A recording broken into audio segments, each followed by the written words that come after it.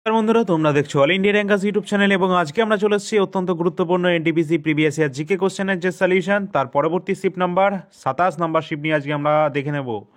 আগের ক্লাসগুলো যেরকম তোমরা যারা দেখোনি অবশ্যই দেখে নেবে, চ্যানেলে প্লে লিস্ট করা আছে। অত্যন্ত গুরুত্বপূর্ণ ক্লাসগুলো অবশ্যই কেউ মিস করবে না, কারণ এখান থেকে প্রশ্ন অবশ্যই তোমাদের বারবার জিজ্ঞাসা করা হচ্ছে এবং হবে।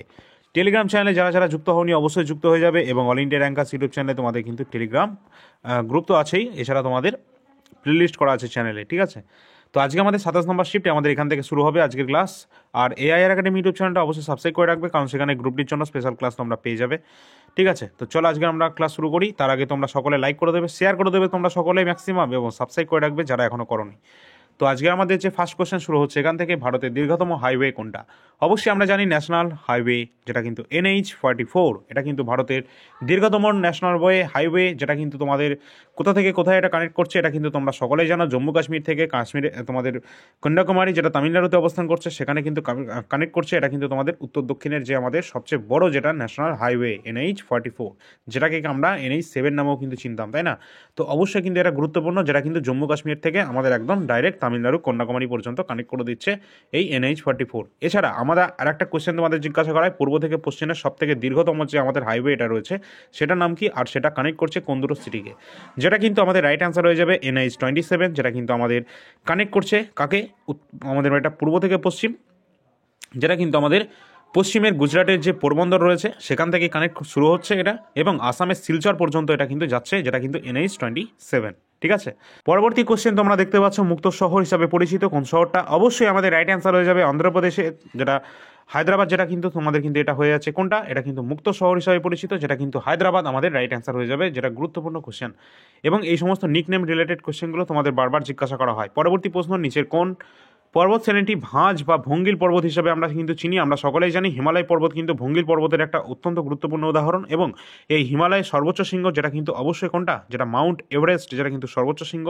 এবং এখান থেকে তোমরা দেখে রাখবে হিমালয় কিন্তু আগে একটা কী ছিল, একটা সাগর ছিল, টেথিস নামে একটা সাগর ছিল হিমালয়, অগভীর, যেটা খুব একটা গভীরও ছিল না, ঠিক আছে, মানুষ হেঁটেই পারাপার করতে পারবে এমন একটা সমুদ্র ছিল, যেটা কিন্তু হিমালয় কিন্তু এই টেথিস যে সাগরটা ছিল এটাই কিন্তু পরবর্তীতে প্রবল ভূমিকম্পের মাধ্যমে একদম ভাঁজ খেয়ে উপরে উঠে একদম হিমালয় পর্বতের আকার ধারণ করেছে। যদিও এটা একদিনে ঘটনা হয়, এটা কিন্তু তোমাদের বহু দিনে এই জিনিসটা ঘটেছে।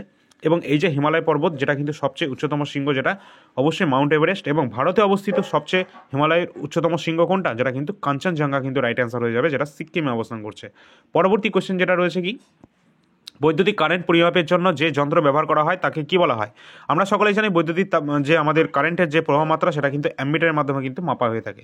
পরবর্তী প্রশ্ন আছে, জাতিসংঘের বিশ্ববিদ্যালয়টি কোথায় স্থাপন করা হয়েছে? এটা কিন্তু ইউনাইটেড নেশনসের যে ইউনিভার্সিটির কথা বলা হচ্ছে সেটা কিন্তু এটা স্থাপন করা হয়েছে কোথায়? অবশ্যই টোকিও, জাপানে কিন্তু এটা কিন্তু স্থাপন করা হয়েছে। অত্যন্ত গুরুত্বপূর্ণ একটা কোশ্চেন, ইউনাইটেড নেশনস থেকে তোমাদের বারবার পরীক্ষায় জিজ্ঞাসা করা হয়। এখানে কিন্তু তোমরা দেখে রাখবে ইউনাইটেড নেশনস, যেটা কিন্তু তোমাদের 24 অক্টোবর 1945 এটা কিন্তু তোমাদের প্রতিষ্ঠা হয়েছে, তৈরি করা হয়েছিল ইউনেস্কো। পরবর্তী প্রশ্ন রয়েছে, এটা নিচের কোনটি সার্চ ইঞ্জিন নয়? তো আমরা সকলেই জানি ইনস্টাগ্রাম, ইনস্টাগ্রাম তো সকলেই ব্যবহার করো, ঠিক আছে, কম বেশি। তো ইনস্টাগ্রাম এটা কি, এটা একটা সোশ্যাল মিডিয়া, তাই না? যেমন আমাদের ফেসবুক, ইউটিউব, আমাদের সব কিছু রয়েছে, সেরকমই ঠিক এরকমই একটা সোশ্যাল মিডিয়া হচ্ছে আমাদের ইনস্টাগ্রাম। এবং এখানে কিন্তু সার্চ ইঞ্জিনের মধ্যে আমরা দেখবো কাকে, গুগলকে, ইয়াহুকে, তাই না, যে সমস্ত ব্রাউজারগুলো রয়েছে তাদেরকে। এছাড়া আমাদের পরবর্তী কোশ্চেন রয়েছে, ভূমধ্যসাগর এবং লোহিত সাগরকে কানেক্ট করছে বা সংযোগকারী যে খালটা রয়েছে সেই খালটা কোন খাল? এটা কিন্তু অবশ্যই আমরা সকলে জানি সুয়েজ খাল। সুয়েজ খাল কিন্তু ভূমধ্যসাগর এবং লোহিত সাগরকে এটা কি করছে, এটা কিন্তু তোমাদের কানেক্ট করে দিচ্ছে বা এটাকে সংযোগ করে দিচ্ছে। তো এখান থেকে কিন্তু প্রশ্ন তোমাদের জিজ্ঞাসা করা হয়। এখান থেকে আরেকটা কোশ্চেনও তোমাদের জিজ্ঞাসা করা হয় এই রেড সির ব্যাপারে। রেড সিটা কিন্তু অবস্থান করছে কোথায়? এটা কিন্তু ভূমধ্যসাগর এবং আমাদের ভারত মহাসাগরের কিন্তু কাছাকাছি এখানে কিন্তু অবস্থান করছে, এই মাঝখানে অবস্থান করছে রেড সি, ঠিক আছে, যেটা কিন্তু লোহিত সাগর। অত্যন্ত গুরুত্বপূর্ণ কোশ্চেনটা, কারণ এটাও কিন্তু তোমাদের বহুবার এক্সামে কিন্তু জিজ্ঞাসা করা হয়েছে, ঠিক আছে। চলো পরবর্তী আমরা প্রশ্ন দেখছি, প্লাস্টার অফ প্যারিস সম্পর্কে নিচের কোনটি সত্য নয় বলেছে? তো প্লাস্টার অফ প্যারিস সম্পর্কে সত্য নয় বলেছে, তো অবশ্যই জলে ভিজলে প্লাস্টার অফ প্যারিসের পরিবর্তন হয় না, তো এটা কিন্তু সত্য নয়। তো অবশ্যই পরিবর্তন হবে। এবং এই যে আমরা বলি প্লাস্টার অফ প্যারিস, এটা কাকে বলা থাকে? এটা কিন্তু কোয়েশ্চেনটা জিজ্ঞাসা করা হয়, যেটা কিন্তু ক্যালসিয়াম সালফেট হেমিহাইড্রেট, ঠিক আছে, এখানে কিন্তু বলা হয়ে থাকে প্লাস্টার অফ প্যারিস, ঠিক আছে। পরবর্তী প্রশ্ন রয়েছে, ড্যাশ হলো ভারতের একটি দুর্নীতি বিরোধী প্রতিষ্ঠান যারা দুর্নীতির বিরুদ্ধে ব্যক্তিদের কাছ থেকে প্রাপ্ত অভিযোগের উপর তদন্ত করতে পারে এবং সরকারি কর্তৃপক্ষের দ্বারা অপশাসন হয়, সেটা কিন্তু লোকপাল, ঠিক আছে, লোকপাল এটা কিন্তু আমাদের রাইট অ্যান্সার হবে। তোমরা দেখে রাখবে পঁচিশের আমাদের বর্তমান কিন্তু কারেন্ট আমাদের লোকপাল কে রয়েছেন, চেয়ারপারসন অফ লোকপাল কে রয়েছেন আমাদের, অবশ্যই আমাদের কিন্তু রাইট অ্যান্সার হয়ে যাবে অজয় মানিকরাও খানবিলকার। তিনি কিন্তু বর্তমান কিন্তু লোকপাল পদে কিন্তু রয়েছেন। অত্যন্ত গুরুত্বপূর্ণ কোশ্চেনটা, কারণ বিভিন্ন এক্সামে কিন্তু তোমাদের কিন্তু অ্যাপয়েন্টমেন্ট রিলেটেড কোশ্চেনে কিন্তু এগুলো তোমরা পেয়ে যাবে। এই রিলেটেড একটা ক্লাসও তোমাদের করানো আছে, ঠিক আছে। এছাড়া তোমরা বলবে যারা যারা জানো অবশ্যই ফার্স্ট লোকপাল কে ছিলেন আমাদের ভারতে, অবশ্যই তোমরা সকলে জানো। সেটা আমাদের রাইট অ্যান্সার হয়ে যাবে কোনটা, পিনাকি চন্দ্র ঘোষ। তিনি কিন্তু প্রথম কিন্তু আমাদের লোকপাল ছিলেন, ঠিক আছে। আর এখান থেকে কিন্তু প্রশ্ন কিন্তু বারবার আসছে, ঠিক আছে। আর এইটা দেখার সময় আমাদের একটা কথা মনে পড়ে গেল, যেটা কিন্তু একদম সম্প্রতি কারেন্টের একটা টপিক, যেটা কিন্তু তোমাদের রয়েছে দুর্নীতি বিরোধের যে প্রতিষ্ঠান, দুর্নীতির বিরুদ্ধে ব্যক্তিদের কাছ থেকে অভিযোগ প্রাপ্ত করার ক্ষেত্রে একটা কিন্তু ওয়েবসাইট লঞ্চ করেছে, যেটা কিন্তু স্বরাষ্ট্র দপ্তর আমাদের অমিত শাহ অর্থাৎ হোম মিনিস্ট্রির মাধ্যমে কিন্তু লঞ্চ করা হয়েছে। কোনটা, এটা হচ্ছে ভারতপোল। তোমরা ইন্টারপোলের নাম তো শুনেছো, ফ্রান্সের লিওনে যার হেডকোয়ার্টার অবস্থান করছে Interpol, international criminal police organisation, যেটা কিন্তু সম্পূর্ণ ভারতের ইন্টারপোল, যেটা কিন্তু সংযোগ করে থাকে ক্রিমিনাল ব্যাপারে, তাই না। ঠিক সেই রকম এই ইন্টারপোলের সাথে আমাদের ভারতে কানেক্ট আছে কার, তোমরা কি জানো, সেটা কিন্তু সিবিআই, সেন্ট্রাল ব্যুরো অফ ইনভেস্টিগেশনে কিন্তু যুক্ত আছে এই ইন্টারপোলের সাথে, ইন্টারন্যাশনাল যে ক্রিমিনাল পুলিশ অর্গানাইজেশনের সাথে। কিন্তু এই ইন্টারপোলের সাথে ভারতের আমাদের শুধুমাত্র সিবিআই যুক্ত আছে, কিন্তু অন্যান্য পুলিশ ফোর্স বা অন্যান্য আমাদের যে সমস্ত ফোর্স রয়েছে, আদার্স ফোর্স, তারা কিন্তু যুক্ত নয়। তাদেরকে যুক্ত করার কাজ করছে এই হোম মিনিস্ট্রির মাধ্যমে, অমিত শাহর মাধ্যমে লঞ্চ করা একটা পোর্টাল, যেটা হচ্ছে ভারতপোল পোর্টালটা কিন্তু লঞ্চ করেছে হোম মিনিস্ট্রি, অমিত শাহ। এবং এটার মাধ্যমে কিন্তু অত্যন্ত গুরুত্বপূর্ণ একটা মানে কি বলবো, একদম ক্রিমিনাল এই সমস্ত প্রসেসের একদম মানে দুর্দান্ত ফলাফল কিন্তু খুব তাড়াতাড়ি হয়ে যাবে এই সমস্ত মানে ব্যাপারে, ঠিক আছে। কারণ অনেক অপরাধী তারা কি আছে, তারা ক্রাইম করে তারা কিন্তু বিদেশ থেকে মানে একদম সরে যায়, ঠিক আছে, পালিয়ে যায়। সেই সমস্ত মানে এদেরকে বিরুদ্ধে একদম যে কোনো থানার পুলিশ একদম অফিসার থেকে শুরু করে যে কোনো মানে সারা ভারতের যে কোনো এক অর্গানাইজেশন, যে কোনো একদম ক্রিমিনালের বিরুদ্ধে যারা লড়াই করছে, যে সমস্ত ফোর্স, তারা কিন্তু সকলেই কিন্তু এই ভারতপোলের মাধ্যমে একদম ডাইরেক্ট কন্ট্যাক্ট করতে পারবে ইন্টারপোল অ্যাজ ওয়েল অ্যাজ আমাদের এই সিবিআইয়ের মাধ্যমে, ঠিক আছে। অবশ্যই এটা কিন্তু অত্যন্ত গুরুত্বপূর্ণ, আর এটা কিন্তু পরীক্ষার জন্য গুরুত্বপূর্ণ, কারণ এখান থেকে প্রশ্ন অবশ্যই জিজ্ঞাসা করা হবে। পরবর্তী প্রশ্ন রয়েছে আমাদের যে fort William east India company রয়েছে এর দ্বারা নির্মিত হয়েছিল, ঠিক আছে। মানে ফোর্ট উইলিয়াম যেটা কিন্তু এটা ইস্ট ইন্ডিয়া কোম্পানির মাধ্যমে নির্মিত হয়েছিল, দুর্গের জন্য জায়গা হিসাবে ড্যাশ গ্রামটি এখানে বেছে নেওয়া হয়েছিল, যেটা কিন্তু গোবিন্দপুরকে এখানে কিন্তু বেছে নেওয়া হয়েছিল। আমরা জানি ফোর্ট উইলিয়াম কলেজ এটা মানে এটা তৈরি করেছিলেন কে, এটা তৈরি করেছিলেন লর্ড ওয়েলেসলি, তাই না। ইস্ট ইন্ডিয়া কোম্পানি তখন ওয়েলেসলি ছিল, তিনি কিন্তু এই ফোর্ট উইলিয়াম কলেজটা তিনি তৈরি করছেন। কত সালে তৈরি করেছিলেন তোমরা সকলে বলো, 1800 সালে কিন্তু তিনি তৈরি করেছিলেন এই ফোর্ট উইলিয়াম কলেজ, তাই না। তো এটা কিন্তু তোমাদের কোন জায়গায় দুর্গের জন্য হিসাবে এটা ব্যবহার করা হয়েছিল, যে গ্রামটা বেছে নেওয়া হয়েছিল, যেটা কিন্তু গোবিন্দপুরকে। পরবর্তী প্রশ্ন আছে লোকসভার প্রথম মহিলা স্পিকার, অত্যন্ত গুরুত্বপূর্ণ একটা কোশ্চেন, বারবার পরীক্ষায় কিন্তু আসা কোশ্চেন এটা, যেটা কিন্তু মীরা কুমার, তিনি কিন্তু মহিলা প্রথম স্পিকার রয়েছেন এই কোথাকার লোকসভা। আর লোকসভা সম্পর্কে তোমাদের গুরুত্বপূর্ণ দিক তোমাদের দেখে রাখতে হবে। বর্তমান আমাদের লোকসভা স্পিকার কে রয়েছেন, ওম বিড়লা কিন্তু রয়েছেন বর্তমান লোকসভা স্পিকার, ঠিক আছে, 18তম লোকসভা স্পিকার। আর তিনি কিন্তু এইবার প্রথম তিনি কিন্তু নিযুক্ত হয়েছেন, ঠিক আছে, মানে ভোটের মাধ্যমে তাকে ইলেক্টেড করা হয়েছে আর কি। এবং ভারতের প্রথম লোকসভা স্পিকারের নাম কি, যেটা কিন্তু আমাদের রাইট অ্যান্সার হয়ে যাবে গণেশ বাসুদেব মাভলাঙ্কা, তিনি কিন্তু ভারতের প্রথম লোকসভা স্পিকার। আর লোকসভা স্পিকার কিন্তু অত্যন্ত গুরুত্বপূর্ণ একটা পদ বহন করে থাকে, যিনি কিন্তু লোকসভা স্পিকার, বুঝতেই পারছো সেটা, ঠিক আছে। আচ্ছা, এখান থেকে তোমাদের বারবার কিন্তু গুরুত্বপূর্ণ কোশ্চেনগুলো আসে, যেমন আমাদের কি একটা কোশ্চেন ছিল, আচ্ছা ঠিক আছে, আই থিঙ্ক এখন মনে পড়ছে না তোমাদের। পরবর্তী কোশ্চেন দেখি, নিচে কোনটি তোমাদের কি আছে কারেন্টের উত্তাপের প্রভাবে এটা উদাহরণ নয়, যেটা কিন্তু আমাদের কি হবে ফ্যানের পাখা বা কাজ, এটা কিন্তু আমাদের নয়। পরবর্তী প্রশ্ন আছে ISRO Indian space research organisation সবচেয়ে শক্তিশালী রকেট GSLV Mk3 Mark 3, এটার ডাক নাম কি, যেটা কিন্তু আমরা ফ্যাট বয় কিন্তু হিসাবে কিন্তু এটা চিনি, ফ্যাট বয় কি হিসাবে, ফ্যাট বয়। গুরুত্বপূর্ণ কোশ্চেনটা, অনেকবার এসেছে এটা।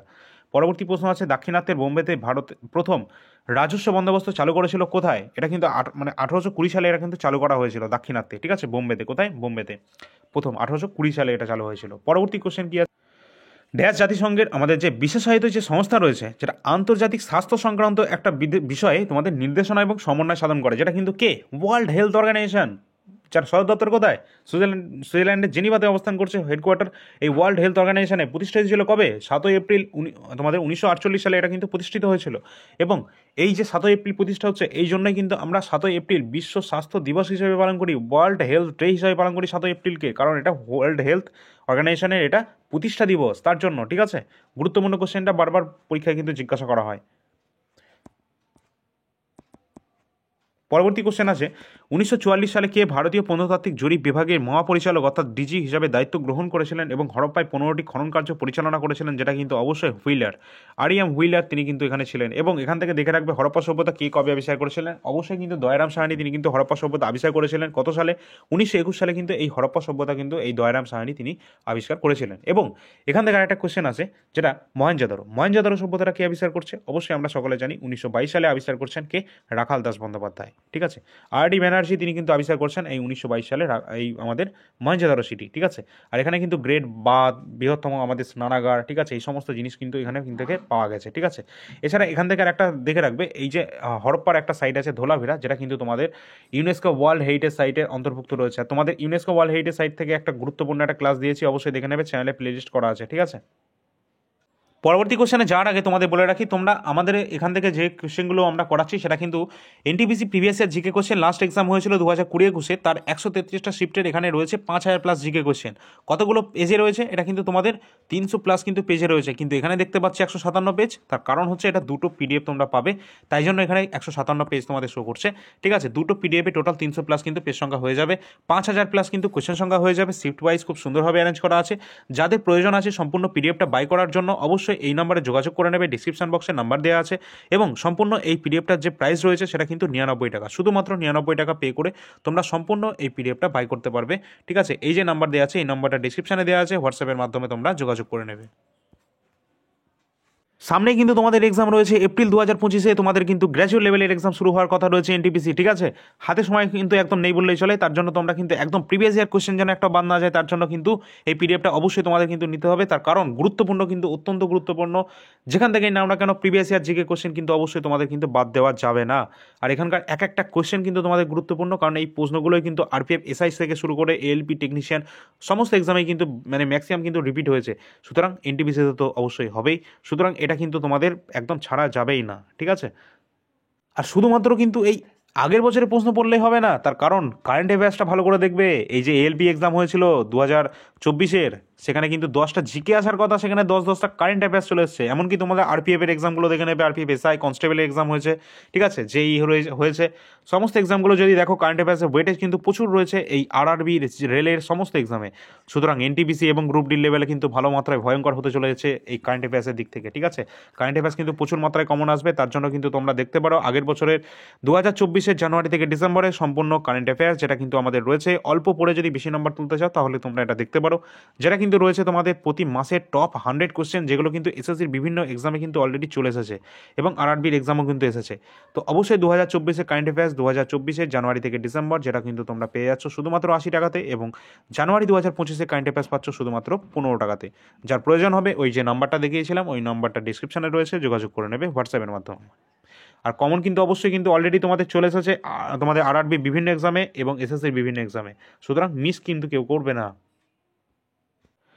এছাড়া আরপিএফ এসআই 2024-এ কিন্তু তোমাদের লেটেস্ট এক্সাম হয়েছিল, 15টা শিফটে কিন্তু এক্সাম হয়েছে আরপিএফ এসআই 2024-এ, এবং এই 15টা শিফটের সলিউশন একদম জিকে যে সলিউশনগুলো সেগুলো কিন্তু চ্যাপ্টার ওয়াইজ কিন্তু এখানে অ্যারেঞ্জ করা আছে। সব থেকে বেশি গুরুত্বপূর্ণ যেটা, এখানে কিন্তু তোমরা 2024-এ একদম লেটেস্ট কোয়েশ্চেন পাবে আরআরবির বিভিন্ন এক্সামের, অবশ্যই কিন্তু তোমরা দেখতে পারো, যেটা কিন্তু তোমাদের পুরস্কার সম্মান, তোমাদের যে সমস্ত আমাদের আর্ট অ্যান্ড কালচার রয়েছে, এছাড়া তোমাদের physics, chemistry, biology, art and culture, static GK, current affairs, ঠিক আছে, বুক অ্যান্ড অথর, সমস্ত কিন্তু এগুলো চ্যাপ্টার ওয়াইজ কিন্তু এখানে রাখা আছে।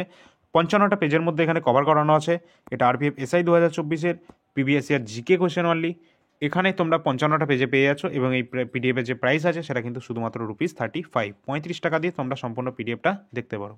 আর এই যে কোশ্চেনগুলো তোমরা দেখছো, এই কোশ্চেনগুলো কিন্তু অলরেডি তোমাদের এই যে বিও, এগুলো তো তোমাদের সকলে জানো এসএসসিতে বারবার এসছে, ওনাম এসছে কেরালাতে, ঠিক আছে, এগুলো সব কিন্তু বারবার কিন্তু অলরেডি চলে এসছে। সুলুং কোথাকার, অরুণাচল প্রদেশের আদি সম্প্রদায়ের, তাই না, অরুণাচল প্রদেশের আরও আছে, যেমন হচ্ছে মপিন, অত্যন্ত গুরুত্বপূর্ণ, এসএসসিতে তো বহুবার এসেছে। আর এই কোশ্চেনগুলো কিন্তু তোমাদের চলে এসছে অলরেডি তোমাদের আরআরবি কোথায়, আরপিএফ এসআই 2024-এ, আর এনটিপিসিতে কিন্তু অলরেডি চলে এসেছে এগুলো। আগের বছরের ক্লাসগুলো দেখে নাও, আগের বছরের পিডিএফ দেখতে পারো, অবশ্যই তোমরা বুঝে নেবে, ঠিক আছে। ক্লাস কিন্তু করা আছে তোমাদের আর্ট অ্যান্ড তোমাদের ওই ড্যান্স থেকে, ফেস্টিভ্যাল থেকে গুরুত্বপূর্ণ ক্লাস কিন্তু আমরা অলরেডি নিয়ে রেখেছি, চ্যানেলেই কিন্তু দেওয়া রয়েছে, যাতে ফ্রি ক্লাস চাই, ঠিক আছে। আর আমাদের কাছে যে সমস্ত পিডিএফ বর্তমানে অ্যাভেলেবেল আছে সেগুলো তোমরা এখানে দেখতে পাচ্ছ প্রাইস সহ। তো যার যেটা প্রয়োজন হবে এই যে নাম্বার দেওয়া আছে হোয়াটসঅ্যাপ নাম্বার, এই নাম্বারে তোমরা যোগাযোগ করে নেবে, ঠিক আছে। সবথেকে বেশি গুরুত্বপূর্ণ কারেন্ট অ্যাফেয়ার্স এবং এনটিপিসি পিআইকিউ জিকে, এই দুটো কিন্তু একদম ছাড়া যাবে না, কারণ অত্যন্ত গুরুত্বপূর্ণ। আর যদি লেটেস্ট 2024 কোশ্চেন দেখতে চাও তাহলে আরপিএফ এসআই 2024-এরটা দেখতে পারো, যেটা কিন্তু চ্যাপ্টার ওয়াইজ রয়েছে, খুব সুন্দর হবে, ঠিক আছে। অবশ্যই এটা দেখতে পারো। এবং এসএসসি জিডি 2026-কে যারা টার্গেট করছো অবশ্যই 2024-এর জিকেটা কমপ্লিট করে নাও, এবং 2025-এরটা খুব তাড়াতাড়ি তোমরা অ্যাভেলেবেল হয়ে যাবে এটা, ঠিক আছে। টেলিগ্রাম চ্যানেলে যারা যুক্ত হওনি অবশ্যই যুক্ত হয়ে যাবে, ডিসক্রিপশন বক্সে কিন্তু তোমাদের লিঙ্ক দেওয়া রয়েছে। তো চলো আমরা পরবর্তী কোশ্চেন নাম্বার দেখে নিই। বিখ্যাত সিন্ধু সিন্ধু সভ্যতার যে মহেঞ্জোদারো প্রথমবারের মতো প্রত্নতত্ত্ববিদ খনন করেছিলেন সেটা কে করেছিলেন? আর ডি ব্যানার্জি। আর ডি ব্যানার্জি কিন্তু মহেঞ্জোদারো সভ্যতা এটা আবিষ্কার করেছিলেন, এবং রাখাল দাস ব্যানার্জি, যেটা আর ডি ব্যানার্জি বলতে, ঠিক আছে। কত সালে? 1922 সালে তিনি কিন্তু এটা প্রথম আবিষ্কার করছেন এই মহেঞ্জোদারো। আর এখান থেকে অনেক কিছু পাওয়া গেছে, স্নানাগার সহ গ্রেট বাথ পাওয়া গেছে, ঠিক আছে, শস্যকার পাওয়া গেছে। এছাড়া হরপ্পা সভ্যতা এটা কোথায় অবস্থান করছে? পাঞ্জাবে মনগোমেরি জেলায়, ঠিক আছে। রাবি বা ইরাবতী নদীর তীরে এটা কিন্তু অবস্থান করছে এই হরপ্পা সভ্যতা। আর এটা কিন্তু বর্তমান পাঞ্জাবের পাকিস্তানে দিকে অবস্থান করছে। আর এখানে কিন্তু তোমরা দেখে নেবে এই হরপ্পা সভ্যতা আবিষ্কার করেছিল কে?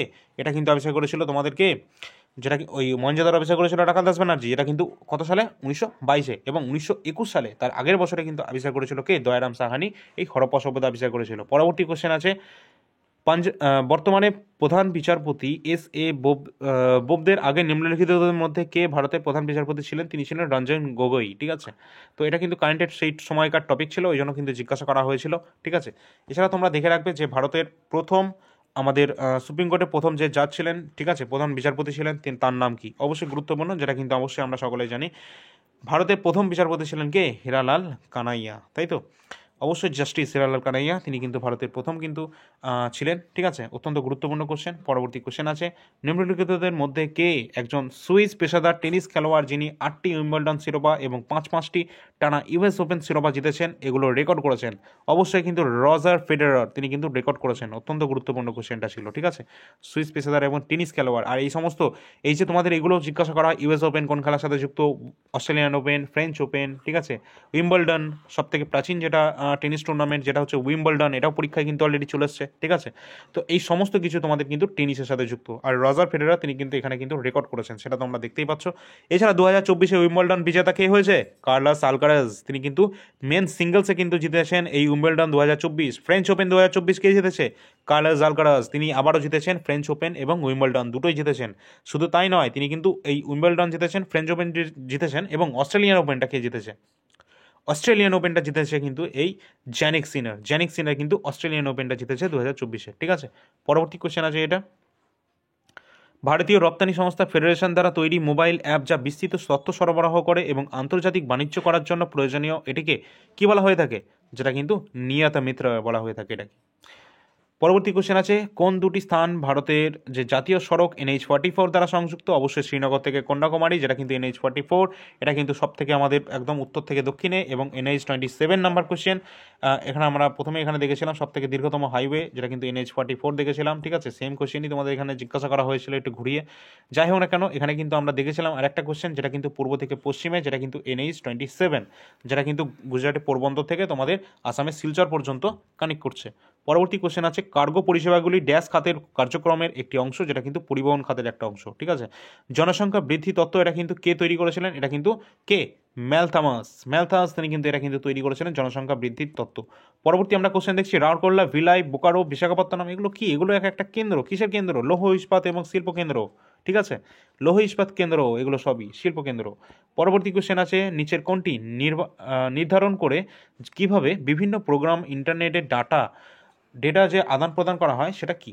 ও অবশ্যই তোমাদের কিন্তু রাইট অ্যান্সার হয়ে যাবে কি, যেটা কিন্তু এইচটিটিপি এর ফুল ফর্ম কি? এটাও কিন্তু পরীক্ষায় জিজ্ঞাসা করা হয় বিভিন্ন এক্সামে। HTTPS// এইভাবে কিন্তু আমরা যে কোনো ওয়েবসাইট শুরু করি। তো এইটার কিন্তু ফুল ফর্ম হচ্ছে কি? হাইপার টেক্সট ট্রান্সফার প্রোটোকল, যেটা কিন্তু আমাদের রাইট অ্যান্সার হয়ে যাবে। এবং এটা কিন্তু ইন্টারনেটের ডেটা আদান প্রদানের ক্ষেত্রে কিন্তু এটা কাজ করে থাকে, এবং বিভিন্ন প্রোগ্রামিং ল্যাঙ্গুয়েজে কিন্তু এটা তোমাদের কি বলা হচ্ছে, আচ্ছা, এটা কিন্তু ডেটা আদান প্রদানে এটা ব্যবহার করা হয়, যেটা কিন্তু HTTP, যেটা কিন্তু হাইপার টেক্সট ট্রান্সফার প্রোটোকল। পরবর্তী কোশ্চেন আছে, পারমাণবিক শক্তির বিকাশের সাথে সম্পর্কিত কোন সংস্থাটি কলকাতায় অবস্থান করছে? যেটা কিন্তু আমাদের রাইট অ্যান্সার হয়ে যাবে কোনটা? ভ্যারিয়েবল এনার্জি সাইক্লোট্রন সেন্টার, যেটা কিন্তু VECC, ঠিক আছে। পরবর্তী কোশ্চেন, এটা কিন্তু কলকাতায় অবস্থান করছে, গুরুত্বপূর্ণ কোশ্চেন। পরবর্তী কোশ্চেন আছে, একটি গিফন গুড নিচের কোনটির সাথে সম্পর্কিত, যেটা কিন্তু আয়ের প্রভাবে প্রতিস্থাপন এবং প্রভাবের চেয়ে শক্তিশালী? পরবর্তী কোশ্চেন আছে গুরুত্বপূর্ণ, বীরত্বের সর্বোচ্চ যে সম্মান যুদ্ধকালীন, যেটা কিন্তু আমরা সকলেই জানি কি সৈন্যদের সব থেকে বড় পুরস্কার দেওয়া হয়, যেটা কিন্তু একদম হায়েস্ট আমাদের গ্যালেন্ট্রি অ্যাওয়ার্ডের মধ্যে পড়ে, যেটা কিন্তু পরমবীর চক্র। ঠিক আছে, যেমন আমাদের নাগরিক পুরস্কারের মধ্যে সর্বোচ্চ হচ্ছে আমাদের ভারতরত্ন পুরস্কার, ঠিক সেরকম কিন্তু পরমবীর চক্র হচ্ছেন আমাদের তোমাদের সৈন্যদের ক্ষেত্রে সবচেয়ে সর্বোচ্চ পুরস্কার এটা। এবং পরমবীর চক্র কিন্তু প্রথম পেয়েছিলেন কে? মেজর সোমনাথ শর্মা। তিনি কিন্তু প্রথমবার কিন্তু এই পরমবীর চক্র প্রাপক ছিলেন এবং অত্যন্ত গুরুত্বপূর্ণ, তিনি কিন্তু মরণোত্তর এটা কিন্তু পেয়েছিলেন কবে? 1950-এর দিকে। ঠিক আছে, তো অবশ্যই তার গুরুত্ব ছিল, অত্যন্ত গুরুত্বপূর্ণ ছিলেন তিনি একজন, ঠিক আছে, ইন্ডিয়ান আর্মির। তো অবশ্যই তাকে কিন্তু পরমবীর চক্র পুরস্কার দেওয়া হয়েছে 1950-এ, যেটা কিন্তু তোমাদের ভারত পাকিস্তান যুদ্ধের জন্য তিনি কিন্তু তার বিশেষ বলিদান দিয়েছিলেন এবং তার জন্যই কিন্তু 1950 সালে তাকে কিন্তু মেজর সোমনাথ শর্মাকে তাকে পরমবীর চক্র পুরস্কারে সম্মানিত করা হয়েছে, তা আবার মরণোত্তর। ঠিক আছে, অবশ্যই তোমরা সেটা বুঝতেই পারছো। পরবর্তী আমরা কোশ্চেন দেখছি, তার আগে অবশ্যই দেখে রাখবে ভারতের প্রথম ভারতরত্ন পুরস্কারগুলো কে কে পেয়েছে। অবশ্যই তোমরা যারা যারা জানো অবশ্যই সেটা কমেন্ট সেকশনে জানাতে পারো। পরবর্তী প্রশ্ন আছে এটা, 1 মে 2016 সালে চালু হওয়া এই স্কিম যা দরিদ্র সীমার নিচে পরিবারের যে মহিলাদের তাদের এলপিজি ফুল ফর্ম কি আছে তোমরা যারা জানো বলো। এলপিজি যে সংযোগ প্রদান করে এটি হলো প্রধানমন্ত্রী উজ্জ্বলা যোজনার মাধ্যমে যে বিনামূল্যে যে গ্যাসের ডেলিভারিটা দেওয়া হয় এবং তোমাদের মান্থলি যে গ্যাসের যে প্রাইসটা সেটা কিন্তু 200 টাকা প্রায় কম পাওয়া যায় আর কি।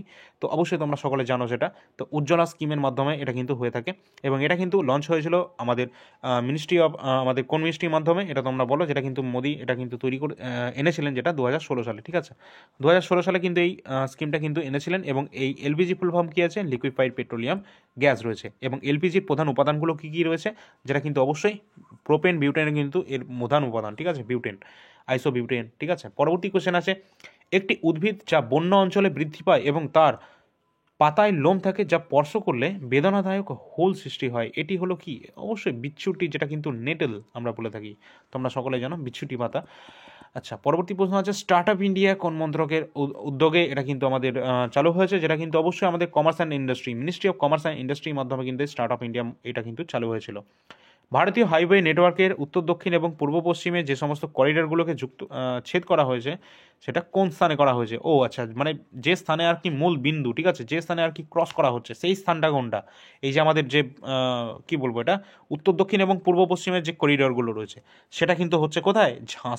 ঝাঁসি কিন্তু এখানে কিন্তু এই যে নেটওয়ার্কটা সেটা কিন্তু অবস্থান করছে মূল বিন্দুটা। ঠিক আছে, পরবর্তী কোশ্চেন আছে, একটি ভোল্ট মিটারের একটি যন্ত্র ড্যাশ যা পরিমাপ করে কোনটা? অবশ্যই পোটেনশিয়াল ডিফারেন্স বা বিভব প্রভেদ বা বিভব পার্থক্য, এটা কিন্তু ভোল্ট মিটারের কাজ, এটা কিন্তু বিভব প্রভেদ এটা কিন্তু তারা মেপে দেয় এই ভোল্ট মিটারের মাধ্যমে। পরবর্তী কোশ্চেন আছে, তার আগে অবশ্যই টেলিগ্রাম চ্যানেলে যুক্ত হয়ে যাবে যারা যুক্ত হওনি। ভালো লাগলে একটা লাইক কিন্তু সকলে করে দেবে, এখনও পর্যন্ত যারা ক্লাস দেখছো শেয়ার করে দেবে তোমরা সকলে ম্যাক্সিমাম।